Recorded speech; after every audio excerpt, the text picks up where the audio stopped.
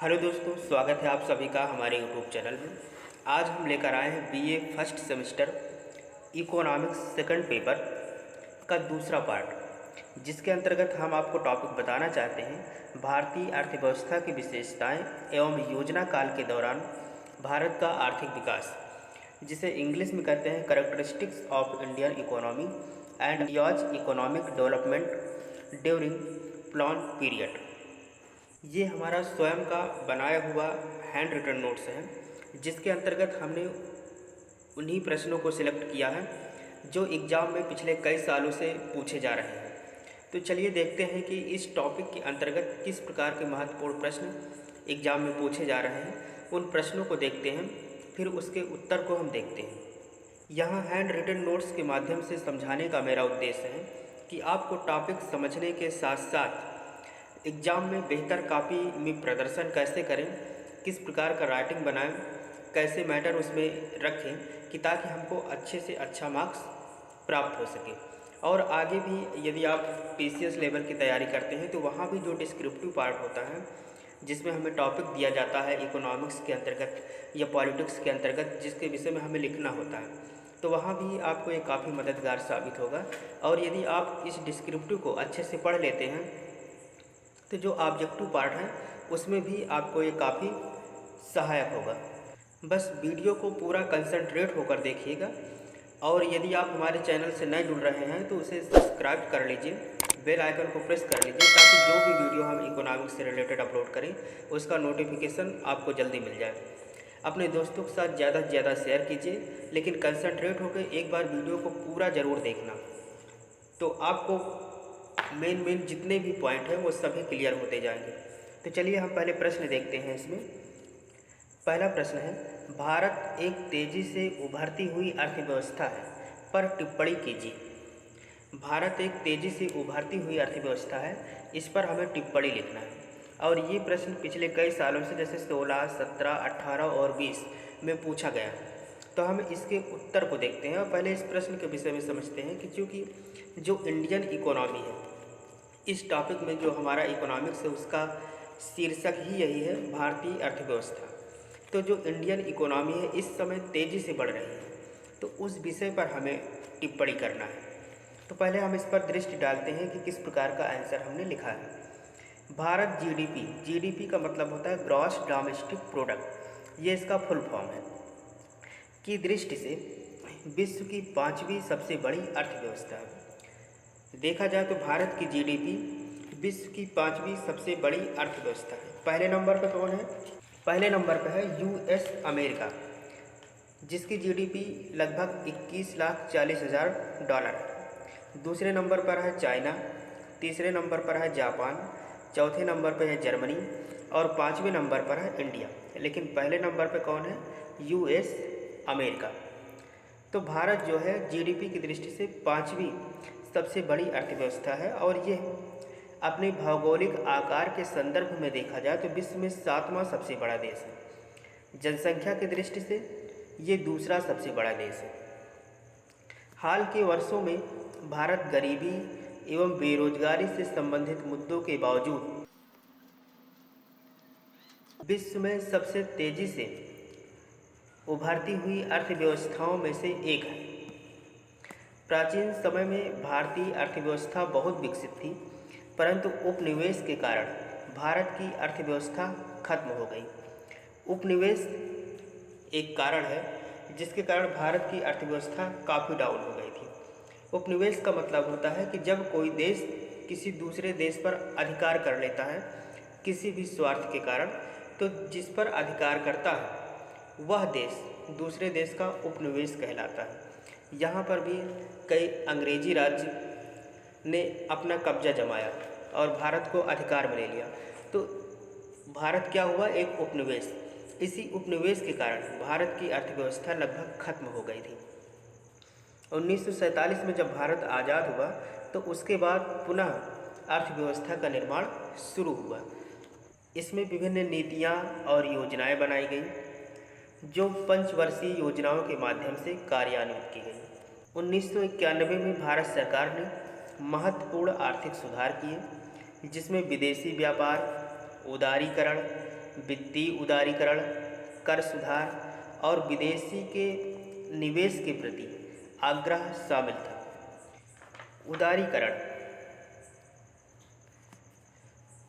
उदारीकरण का मतलब होता है कि अर्थव्यवस्था में जो हमने नियंत्रण किया है उन नियंत्रण में ढील देना, ताकि आर्थिक विकास को बढ़ावा मिले। यदि कोई ऐसा नियंत्रण कर रखा है जिससे आर्थिक विकास को बाधा पहुंचती है तो उसमें ढील दे देना ही उदारीकरण कहलाता है। तो उदारीकरण की नीति अपनाई गई और विदेशी निवेश के प्रति भी जोर दिया गया। तो इन उपायों ने भारतीय अर्थव्यवस्था को गति देने में मदद की। जीडीपी की दर 1951 से 91 के दौरान 4.34% थी, जो 91 से 2011 के दौरान 6.24% हो गई है। अब हम देखते हैं कुछ ऐसे क्षेत्र जो भारत के जीडीपी वृद्धि में सहयोग कर रहे हैं। जैसे पहला क्षेत्र है कृषि। हम ये जानते हैं और इसके पहले टॉपिक में भी पढ़ चुके हैं कि कृषि भारतीय अर्थव्यवस्था की रीढ़ है। यहाँ की लगभग 60% जनसंख्या कृषि कार्यों में लगी हुई है, जो केवल इसलिए नहीं कि इससे अधिकांश जनसंख्या का भरण पोषण होता है, बल्कि इसलिए भी कि भारत की लगभग 60% जनसंख्या अपनी जीविका के लिए भी कृषि पर निर्भर है। और भारत की जीडीपी में देखा जाए तो जो कृषि का योगदान है वो लगभग 22% है। तो ज़्यादा से ज़्यादा कृषि का योगदान है जीडीपी में 22%। दूसरा आता है उद्योग, इंडस्ट्रीज। उद्योग भारतीय अर्थव्यवस्था में विभिन्न सामाजिक एवं आर्थिक उद्देश्यों की पूर्ति के लिए आवश्यक है, जैसे ऋण के बोझ को कम करना, विदेशी प्रत्यक्ष निवेश का संवर्धन करना, आत्मनिर्भर वितरण को बढ़ाना, गरीबी उन्मूलन, लोगों के जीवन स्तर को उठाना। इसके बाद सेवाएं। आर्थिक उदारीकरण सेवा उद्योग की एक तीव्र बढ़ोतरी के रूप में उभरा हुआ है और भारत वर्तमान समय में कृषि आधारित अर्थव्यवस्था से ज्ञान आधारित अर्थव्यवस्था की ओर बढ़ रहा है। आज सेवा क्षेत्र जीडीपी का लगभग 55% अंशदान करता है, जो कुल रोजगार का लगभग 1/3 से ज़्यादा है। भारतीय आईटी सॉफ्टवेयर क्षेत्र ने एक उल्लेखनीय वैश्विक ब्रांड की पहचान की है,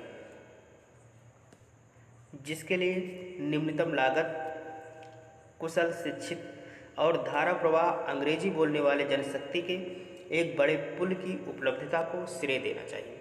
जो सेवा क्षेत्र है, विशेष तौर से जो आईटी सेक्टर है, उसके माध्यम से भी जीडीपी में काफ़ी सहयोग मिला है। आज आईटी सेक्टर के माध्यम से कई ऐसे क्षेत्र हैं जिसमें लोगों की अच्छी इनकम हो रही है और जीडीपी को भी काफ़ी बढ़ावा मिल रहा है। इसके बाद अगली हेडिंग है बाह्य क्षेत्र। 1991 में पूर्व भारत सरकार ने विदेशी व्यापार और विदेशी निवेशों पर प्रतिबंधों के माध्यम से वैश्विक प्रतियोगिता से अपने उद्योगों को संरक्षण देने की नीति अपनाई थी। उदारीकरण के प्रारंभ होने से विदेशी व्यापार उदार एवं टैरिफ मुक्त बनाया गया। आज भारत में 20 बिलियन अमेरिकी डॉलर का प्रत्यक्ष विदेशी निवेश हो रहा है। भारत में लगभग 20 बिलियन अमेरिकी डॉलर का प्रत्यक्ष विदेशी निवेश हो रहा है। विदेशी निवेश का मतलब है, एफडीआई का मतलब है फॉरेन डायरेक्ट इन्वेस्टमेंट। ये जिस प्रकार शेयर मार्केट होता है कि जैसे कोई विदेशी कंपनियां हैं जहाँ पर हम पैसा निवेश करते हैं और उसी हमारे पैसे से वो लोग अपने व्यापार में, बिजनेस में लगाते हैं और जो प्रॉफिट होता है उसका अंशदान हमें भी देते हैं। अगला प्रश्न है, भारतीय अर्थव्यवस्था की परंपरागत विशेषताओं का वर्णन कीजिए। ये भी एक बहुत ही महत्वपूर्ण प्रश्न है जो 12, 18 और 20 में पूछा गया है। तो हम ये देखते हैं कि भारतीय अर्थव्यवस्था की परंपरागत विशेषताएं क्या हैं। इसमें पहली विशेषता है ग्रामीण अर्थव्यवस्था। ग्रामीण अर्थव्यवस्था, भारतीय अर्थव्यवस्था ग्रामीण है क्योंकि यहाँ की कुल जनसंख्या का 60% भाग, 60 क्या मान चलिए 72% भाग गाँव में रहता है। यहाँ पर 6.5 लाख गांव व लगभग 3,949 नगर व शहर हैं। यहाँ पर प्रत्येक 10 व्यक्ति में से 7 व्यक्ति गांव में निवास करते हैं। ग्रामीण जनसंख्या का प्रतिशत भारतवर्ष की तुलना में अन्य देशों में काफ़ी कम है। अमेरिका में देखा जाए तो जो ग्रामीण है वो 19% है, ऑस्ट्रेलिया में 11% है, जबकि जापान में लगभग 20% है। जापान में 20% जनसंख्या गाँवों में निवास करती है। दूसरा पॉइंट है कृषि की प्रधानता एवं पिछड़ापन। अब हम जानते हैं कि भारत की कुल जनसंख्या का लगभग 70% अपनी आजीविका के लिए कृषि पर निर्भर है। देश के सकल घरेलू उत्पाद का जीडीपी का 29.4% कृषि से प्राप्त होता है। कुल कार्यशील जनसंख्या का 65% व्यक्तियों को रोजगार जो प्राप्त होता है कृषि से ही प्राप्त होता है। भारतीय कृषि विश्व के अन्य देशों की तुलना में अभी भी पिछड़ी हुई स्थिति में है, क्योंकि यहाँ जो टेक्निकल चीज़ें हैं वो कम यूज हो रही हैं। अगला पॉइंट है प्रति व्यक्ति आय का कम होना। भारत में प्रति व्यक्ति आय विश्व के अन्य देशों की तुलना में काफ़ी कम है, जो केवल $450 है, जबकि विश्व की औसत प्रति व्यक्ति आय देखा जाए तो वो है $4800। लेकिन भारत में जो प्रति व्यक्ति आय है वो केवल और केवल $450 है, तो यहाँ प्रति व्यक्ति आय भी काफ़ी कम है। अगला पॉइंट है जनसंख्या का अर्थव्यवस्था पर अत्यधिक दबाव। हम देखते हैं कि भारत की जो अर्थव्यवस्था पर जनसंख्या का ज़्यादा दबाव पड़ता है, क्योंकि यहाँ की जनसंख्या की वृद्धि काफ़ी ऊंची है। 2011 की जनगणना के अनुसार देखें तो यहाँ की जनसंख्या 121 करोड़ थी और इस समय 130 करोड़ के ऊपर पहुँच चुकी है। संपूर्ण विश्व की कुल जनसंख्या का लगभग 16.7% केवल भारत में निवास करता है, जबकि इस समय पूरे विश्व में लगभग 195 देश हैं, लेकिन पूरी जनसंख्या का लगभग 16.7% एक तरीके से देखा जाए तो छठवां पार्ट भारत में निवास करता है, जबकि इसके पास विश्व के कुल क्षेत्रफल का 2.4% है। पूरे विश्व का जो एरिया है इंडिया के पास ये केवल 2.4% है और जनसंख्या 16.7% है।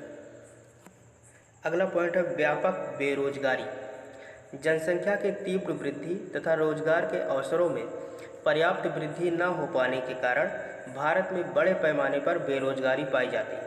वर्तमान में बेरोजगारों की संख्या लगभग 15 करोड़ है। भारत में वर्तमान में बेरोजगारों की संख्या लगभग 15 करोड़ है और ये संख्या प्रतिवर्ष लगभग बढ़ रही है और यहाँ देखा जाए तो लगभग 60 लाख व्यक्तियों की वृद्धि हो रही है प्रतिवर्ष जो बेरोजगार है। अगला पॉइंट है संपन्नता में दरिद्रता। संपन्नता में दरिद्रता, इसका क्या मतलब है? ये कहा जाता है कि भारत एक धनी देश है किंतु यहाँ के निवासी निर्धन हैं।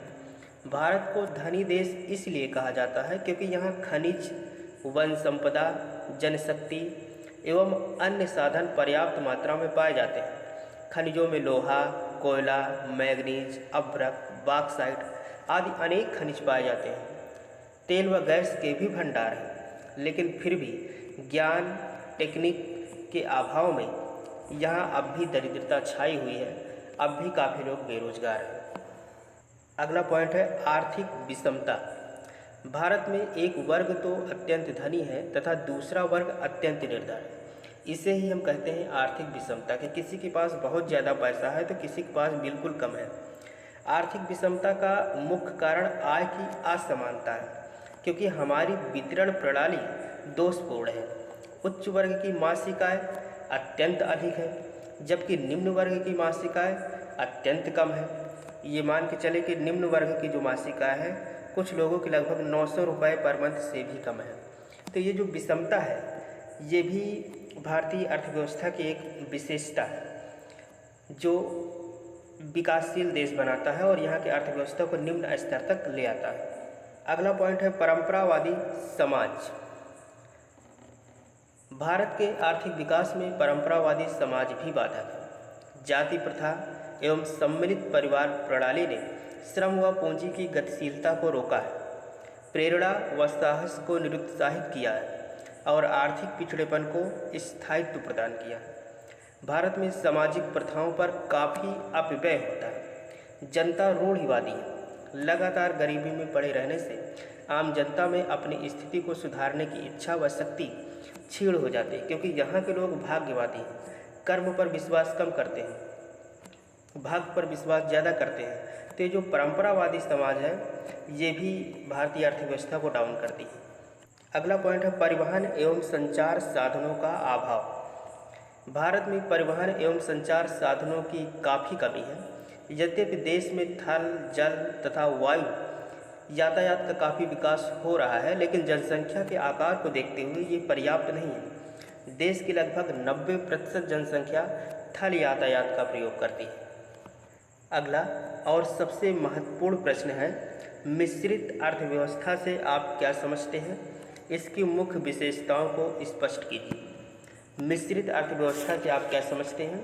इसकी मुख्य विशेषताओं को स्पष्ट कीजिए। तो सबसे पहले हम ये देखते हैं कि मिश्रित अर्थव्यवस्था, मिक्स्ड इकोनॉमी क्या है। तो मिश्रित अर्थव्यवस्था का मतलब होता है कि जिसमें सरकारी तथा निजी दोनों क्षेत्र एक साथ मिलकर कार्य करते हैं। सरकारी क्षेत्र तो सरकार के संचालन व प्रबंध में रहता ही है, किंतु निजी क्षेत्र भी सरकार के द्वारा ही नियंत्रित होता है। जो निजी क्षेत्र है उस पर भी सरकार का नियंत्रण रहता है, अर्थात बिना सरकार के इच्छा के वो मनचाहा काम नहीं कर सकता, और सरकार उसे ऐसा ही कार्य करने की अनुमति देगी जो समाज के हित में हो। सामाजिक हित को देखते हुए ही वो उसको कार्य करने की अनुमति देगी। एक तरफ निजी क्षेत्र को व्यापारिक स्वतंत्रता मिलती है, वहीं सामाजिक उद्देश्यों की पूर्ति के लिए सरकारी नियंत्रण बना रहता है। इस प्रकार स्वतंत्र उद्यम और सरकारी नियंत्रण के मिले जुले समावेश की प्रणाली मिश्रित अर्थव्यवस्था कहलाती है, क्योंकि बगैर निजी सेक्टर के सरकार का भी काम नहीं चल सकता। दोनों के सहयोग से ही यहाँ की अर्थव्यवस्था विकसित हो सकती है। इसीलिए जो भारतीय अर्थव्यवस्था है ये मिश्रित अर्थव्यवस्था है। दुनिया में कई देश मिश्रित अर्थव्यवस्था वाले हैं, जैसे भारत, अमेरिका, इंग्लैंड, कनाडा। मिश्रित अर्थव्यवस्था को अपनाने वाला विश्व का जो पहला देश था वो फ्रांस था। फ्रांस ने मिश्रित अर्थव्यवस्था की नीति को सबसे पहले अपनाया था। अर्थशास्त्री AC पीगू ने मिश्रित अर्थव्यवस्था को परिभाषित करते हुए बताया है कि उत्पत्ति के साधनों का सामाजिकरण आर्थिक शांति के लिए आवश्यक है, और जितना शीघ्र ये हो जाता है उतना ही उद्यम है। उत्पत्ति के साधनों का सामाजिकरण आर्थिक शांति के लिए आवश्यक है, और जितना शीघ्र ये हो जाता है उतना ही उत्तम है। अर्थशास्त्री JD खत्री ने बताया है कि मिश्रित अर्थव्यवस्था एक ऐसी आर्थिक व्यवस्था है जिसमें समुदाय के सभी वर्गों के आर्थिक कल्याण के संवर्धन के लिए सार्वजनिक एवं निजी क्षेत्र को विशेष भूमिकाएं दी जाती हैं। इस प्रकार मिश्रित अर्थव्यवस्था पूंजीवाद एवं समाजवाद दोनों का मिला जुला रूप है। मिश्रित अर्थव्यवस्था में पूंजीवाद भी भागीदार होता है और समाजवाद भी भागीदार होता है। अब देखते हैं कि पूंजीवाद क्या है। पूंजीवाद सामान्यतः उस आर्थिक प्रणाली या तंत्र को कहते हैं जिसमें उत्पादन के साधन पर निजी स्वामित्व होता है। उत्पादन के साधन पर निजी स्वामित्व होता है तो इसे पूंजीवाद कहते हैं। समाजवाद क्या होता है कि संपदा का उत्पादन और वितरण समाज या राज्य के हाथों में होना चाहिए, तो इसको हम समाजवाद कहते हैं। अब हम देखते हैं मिश्रित अर्थव्यवस्था की विशेषताएं। Characteristics of mixed economy. पहली विशेषता है लोक व निजी क्षेत्र का विभाजन। लोक व निजी क्षेत्र का विभाजन। मिश्रित अर्थव्यवस्था में सार्वजनिक व निजी क्षेत्र का स्पष्ट व निश्चित विभाजन होता है। ये दोनों क्षेत्र एक दूसरे के पूरक के रूप में कार्य करते हैं, क्योंकि एक से काम नहीं चल सकता, दोनों एक पूरक के रूप में कार्य करते हैं। दूसरी विशेषता है सार्वजनिक व निजी क्षेत्र का एक साथ विकास। समग्र आर्थिक विकास हेतु सार्वजनिक तथा निजी क्षेत्र की भूमिकाओं को परिभाषित करना तथा इनका साथ साथ विकास करना मिश्रित अर्थव्यवस्था का एक आवश्यक लक्षण है। तीसरा होता है लोकहित, पब्लिक इंटरेस्ट। मिश्रित अर्थव्यवस्था लोकहित को सर्वोच्च वरीयता देता है। इस प्रकार निजी क्षेत्र को नियंत्रित व निर्देशित करती है। चौथा है राजकीय नियंत्रण, गवर्नमेंट कंट्रोल। राजकीय अर्थव्यवस्था में सरकार द्वारा नियंत्रण हेतु अनेक विधियों, नियमों, नीतियों को तय किया जाता है तथा यह प्रयास किया जाता है कि निजी क्षेत्र राष्ट्रीय लक्ष्यों की पूर्ति में सहयोग करें। और पांचवा है आर्थिक नियोजन, इकोनॉमिक प्लानिंग। मिश्रित अर्थव्यवस्था में पूंजीवाद व समाजवाद दोनों के गुण पाए जाते हैं तथा लोक क्षेत्र व निजी क्षेत्र का अस्तित्व होता है। तो ये 5 विशेषताएं हैं मिश्रित अर्थव्यवस्था की। अगला प्रश्न है भारतीय नियोजन की विफलताएं। जो भारतीय योजनाएं लागू की गई हैं, पंचवर्षीय योजनाएं, तो वो असफल रही हैं। तो किस प्रकार असफल रही हैं, इसको हम देखते हैं। भारत के विभिन्न योजनाओं से लगभग 66 वर्षों में जो कुछ प्रगति हुई है वह अपर्याप्त है और जिसके निम्न कारण हैं। कई पंचवर्षीय योजनाएं देश के आज़ाद होने के बाद लागू की गई देश की आर्थिक स्थिति को बढ़ाने के लिए, लेकिन फिर भी वो अपर्याप्त रही हैं। तो उसके कुछ कारण हैं। पहला कारण जैसे प्रति व्यक्ति आय व राष्ट्रीय आय की धीमी गति। हमने देखा है कि आर्थिक नियोजन का प्रमुख उद्देश्य राष्ट्रीय आय में प्रति व्यक्ति आय को तीव्र गति से बढ़ाना रहा है। यद्यपि योजना काल में राष्ट्रीय आय और प्रति व्यक्ति आय में वृद्धि हुई है, लेकिन जो वृद्धि हुई है वो भी बहुत धीमी है, बहुत कम है, अपर्याप्त है। दूसरा है रोजगार। आर्थिक नियोजन का जो दूसरा प्रमुख उद्देश्य रहा है कि देश की बढ़ती श्रम शक्ति को लाभप्रद रोजगार के अवसर उपलब्ध कराया जाए, किंतु नियोजन के 66 वर्षों में रोजगार के अवसरों में आशातीत जो वृद्धि होनी चाहिए वो नहीं हो पाई है। तीसरा है आर्थिक विषमता में वृद्धि। भारत में आर्थिक नियोजन का तीसरा प्रमुख उद्देश्य आर्थिक विषमता को कम करना था, परंतु हमारी विकास योजनाओं में आर्थिक शक्ति के केंद्रीकरण तथा विषमताओं में वृद्धि हुई है। एकाधिकारी जांच आयोग डॉक्टर R.K. हजारी के रिपोर्ट में भी ये स्पष्ट होता है कि भारत में धन एवं संपत्ति का विकेंद्रीकरण बड़े औद्योगिक घरानों के हाथों में बढ़ा है व क्षेत्रीय विषमताओं में वृद्धि हुई है। तुलनात्मक रूप से निर्धन अधिक निर्धन हुआ है और धनी अधिक धनी हो गया है। चौथा, आर्थिक अस्थिरता। आर्थिक नियोजन का एक अन्य उद्देश्य स्थिरता के साथ साथ विकास करना था, किंतु कीमतों को निर्धारित करने में हम असमर्थ रहे। पांचवा पॉइंट है कृषि क्षेत्र में असफलता। यद्यपि नियोजन काल में कृषि क्षेत्र में काफ़ी प्रगति हुई है, लेकिन इन समस्याओं का निदान नहीं हो सका है। जैसे पहला चीज़ कृषि पर जनसंख्या के दबाव की अधिकता, दूसरा कृषि का मानसून पर निर्भर रहना, तीसरा अदृश्य बेरोजगार की पर्याप्तता, चौथा कृषि के यंत्रीकरण का पिछड़ापन, और एक है सिंचाई की अपर्याप्त व्यवस्था। तो कुछ ऐसी समस्याएं रही हैं जो कृषि क्षेत्र में भी असफलता को उत्पन्न करती हैं। अब जो पंचवर्षीय योजनाएं लागू हुई हैं, भारतीय नियोजन जो लागू हुई हैं, तो उनकी कुछ उपलब्धियां भी रही हैं। उपलब्धियों को भी हम देख लेते हैं। जैसे पहला है प्रति व्यक्ति आय एवं राष्ट्रीय आय में वृद्धि हुई। तो वृद्धि तो हुई है क्योंकि पहले बहुत कम थी, अब वृद्धि हुई है, लेकिन फिर भी जो वृद्धि होनी चाहिए वो नहीं हो पाई। जैसे देखा जाए तो 1950-51 में जो प्रति व्यक्ति वार्षिक आय थी वो 3,687 रुपये थी। 3,687 रुपये थी, जो 19-20 में बढ़कर 1,35,048 रुपये हो गई। तो इतना अंतर हुआ है 50 सालों में, लेकिन फिर भी ये अपर्याप्त है। दूसरा पॉइंट है कृषि का विकास। तो जो पंचवर्षीय योजनाएं लागू हुई हैं उसमें कृषि का विकास भी आया है, जिसके अंतर्गत जैसे कृषि विकास दर, तो हम देखें कि 1950-51 में कृषि उत्पादन में वृद्धि दर लगभग 3.5% था, जो 1-2 में बढ़कर लगभग 5.7% हुआ। तो कृषि में भी विकास हुआ है। दूसरा है प्रमुख फसलों का उत्पादन। योजना काल में खाद्य और गैर खाद्य दोनों प्रकार की फसलों में काफ़ी वृद्धि हुई है।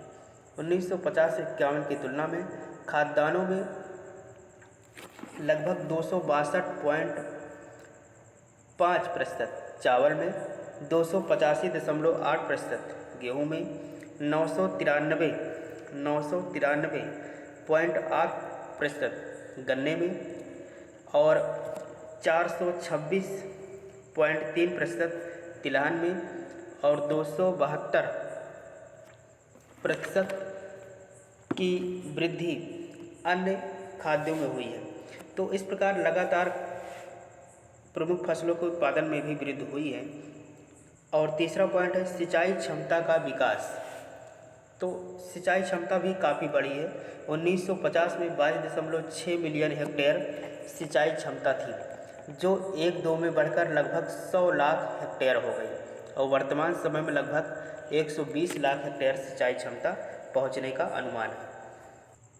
इसके बाद रासायनिक उर्वरक में भी काफ़ी वृद्धि हुई है, उत्पादकता में भी काफ़ी वृद्धि हुई है और कृषि उत्पाद निर्यात में भी काफ़ी वृद्धि हुई है। लेकिन इस सारी वृद्धि उतना नहीं है, फिर भी वृद्धि हुई है इन योजनाओं के लागू होने से। अगला है औद्योगिक विकास। इसमें निम्न बिंदुओं को समझते हैं। पहला, जैसे जीडीपी में वृद्धि।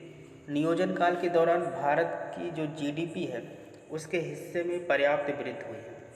औद्योगिक क्षेत्र का जीडीपी हिस्सा में जो योगदान था वो 15.1% था 50-51 में, जो 80-81 में बढ़कर 24% और 2001 में बढ़कर 31% हो गया। इस समय भारत की जीडीपी में सबसे ज़्यादा योगदान किसी का है तो वो औद्योगिक क्षेत्र का है। दूसरा है सार्वजनिक क्षेत्र का विस्तार। नियोजन काल की सबसे महत्वपूर्ण उपलब्धि सार्वजनिक क्षेत्र के उद्योगों का विकास एवं विस्तार। 1951 में केंद्र सरकार के सार्वजनिक क्षेत्र में कुल 5 उद्योग थे और इनमें 32 करोड़ की पूंजी विनियोजित थी। लेकिन आज इस प्रकार के उद्योगों की संख्या 235 है और काफ़ी पूंजी इसमें विनियोजित है। तीसरा है लघु और कुटीर उद्योगों का विकास। लघु और कुटीर उद्योगों की भी तेज़ी से प्रगति हुई है। अगला पॉइंट है विदेशी व्यापार का विकास, जिसमें पहला है निर्यात एवं आयात में वृद्धि। आर्थिक नियोजन में देखा जाए तो भारत के निर्यात एवं आयात में भी काफ़ी वृद्धि हुई है। 1950-51 के दौरान भारत का निर्यात और आयात लगभग 600 से 608 करोड़ था, जो 2000 से 2001 में बढ़कर 2,05,287 करोड़ हो गया, तो काफ़ी वृद्धि हुई है। दूसरा है विदेशी व्यापार की संरचना में परिवर्तन। देश के विदेशी व्यापार में भी महत्वपूर्ण परिवर्तन हुए हैं। अब भारत निर्मित वस्तुओं का निर्यात करता है तथा कच्चे माल तथा अर्धनिर्मित वस्तुओं का आयात करता है। भारत में बना सामान तकनीकी दृष्टि से विकसित देशों में हाथों हाथ बिक जाता है और अनेक विकासशील देशों में भारत में निर्मित कच्चे माल को उच्च प्राथमिकता दी जाती है। तीसरा है विदेशी व्यापार की दिशा में परिवर्तन। तो विदेशी व्यापार की दिशा में परिवर्तन से आशय ये है कि भारत का आयात व निर्यात किन किन देशों से होता है। आधुनिक समय में भारत निर्यात व आयात क्षेत्र विस्तृत हो चुका है। वर्तमान में विश्व के अधिकांश देशों में भारतीय वस्तुएं निर्यात की जाती हैं। अगला पॉइंट है आत्मनिर्भरता।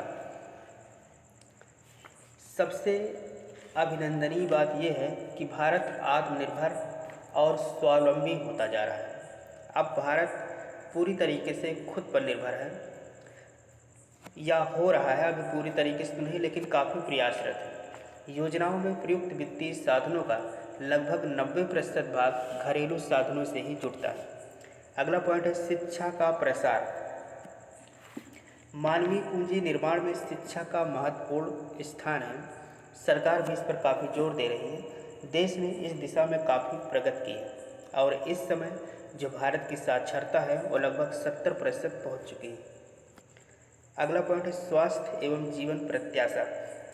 योजना काल के दौरान स्वास्थ्य क्षेत्र में काफ़ी कमी थी, लेकिन स्वास्थ्य क्षेत्र ने अब काफ़ी प्रगति की है और इस समय लगभग स्वास्थ्य जीवन 70% पहुँच चुका है। अब हम एक बार पंचवर्षीय योजनाओं पर नज़र डालते हैं। और देख लेते हैं कि पंचवर्षीय योजनाएं कब से कब तक चली थी और उसके दौरान क्या क्या विकास हुआ था, क्योंकि इससे भी प्रश्न अक्सर एग्जाम में पूछे जाते हैं। तो पहली पंचवर्षीय योजना जो कि 1951 से 56 के बीच चली थी, इस योजना का प्रारंभ 1 अप्रैल 1951 से हुआ था। इसमें नए उद्योगों जैसे सूती वस्त्र, ऊनी वस्त्र, जूट उद्योग, सीमेंट उद्योग, दवा, पेंट व चीनी उद्योग का विकास किया गया। इस योजना में कृषि को सर्वोच्च प्राथमिकता दी गई।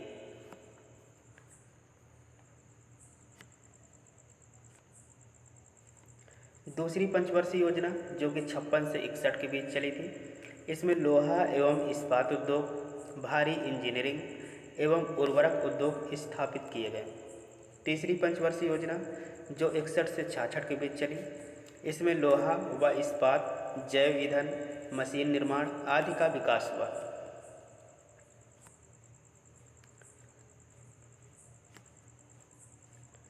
चौथी पंचवर्षीय योजना जो 69 से 74 के बीच चली, इसमें औद्योगिक लाइसेंस की नीति को सुधार कर उसे उदार बनाया गया।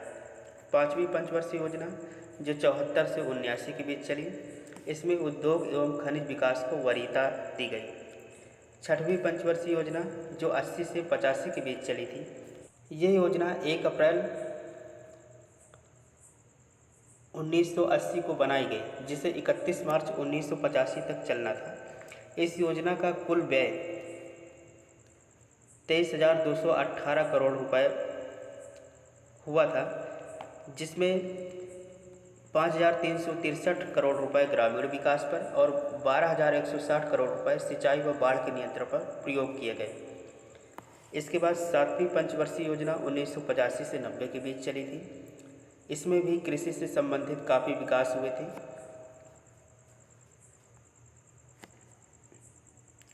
आठवीं पंचवर्षीय योजना 1992 से 97 के बीच चली थी और 9वीं, 10वीं, 11वीं ये पंचवर्षीय योजनाएं 97 से 2012 के बीच चली थी। और जो 12वीं और लास्ट पंचवर्षीय योजना है ये 2012 से 17 के बीच चली थी। और इसके बाद ये योजना आयोग को बंद कर दिया गया, क्योंकि योजना आयोग जो था वो 2012 से 17 के बीच चला है। इसके बाद नीति आयोग को लागू कर दिया गया। नीति आयोग के विषय में हम अगले टॉपिक में पूरा डिटेल से डिस्कस करेंगे। आज की वीडियो में बस इतना ही।